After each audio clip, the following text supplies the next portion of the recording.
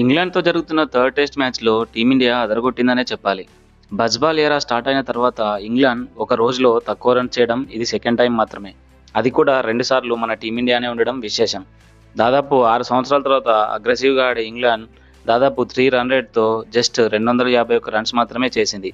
England first day batting చేస్తే around 400 చేసే team.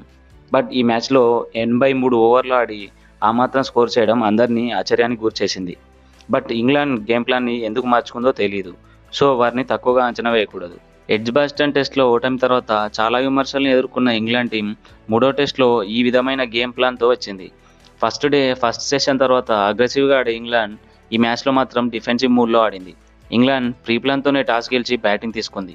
లార్డ్స్లో దాదాపు ఏ టీం అయినా చేజింగ్ చేస్తుంది. అయితే ఇంగ్లాండ్ ప్రీ ప్లాన్తోనే మ్యాచ్కి ముందు గ్రాస్ని తీపించి బ్యాటింగ్ తీసుకుంది. సో పిచ్ మీద గ్రాస్ పెరుగుతున్న కొద్దీ పూర్తిగా బౌలింగ్ అనుకూలిస్తుంది.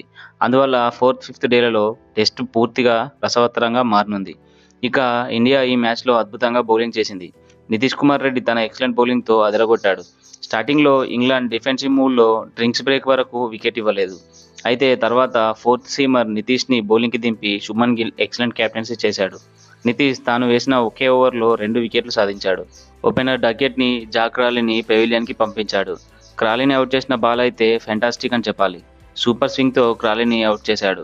దీంతో ఇంగ్లాండ్ లంచ్ బ్రేక్ టైంకి 83 రన్స్కి 2 వికెట్స్ని కోల్పోయింది.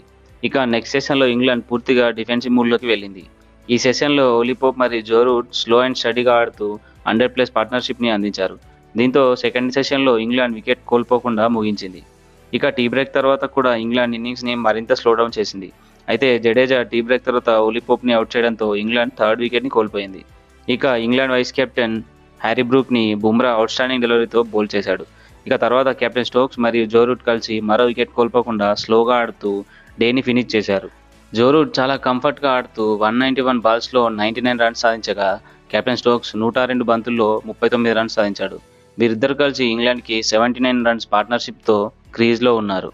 ఇక బౌలింగ్లో మన టీం లైన్ అండ్ లెంత్లో అద్భుతంగా బౌలింగ్ చేసిన ఇంగ్లాండ్ డిఫెన్సివ్ మూడ్తో వికెట్లు సాధించలేకపోయింది. సిరాజ్ సూపర్ స్పెల్తో ఏకంగా 5 మెయిడెన్ ఓవర్స్ వేశాడు. అయితే డే 2లో మాత్రం ఇంగ్లాండ్ డిఫెన్సివ్ మూడ్తో ఆడడం దాదాపు అసాధ్యమే. సో మన టీం బౌలింగ్లో సెకండ్ న్యూ బాల్తో వికెట్ సాధిస్తే మన టీం మ్యాచ్లోకి రావచ్చు. చూద్దాం టీమిండియా డే 2లో ఏ విధంగా ఆడుతుందో అని. Thank you for watching.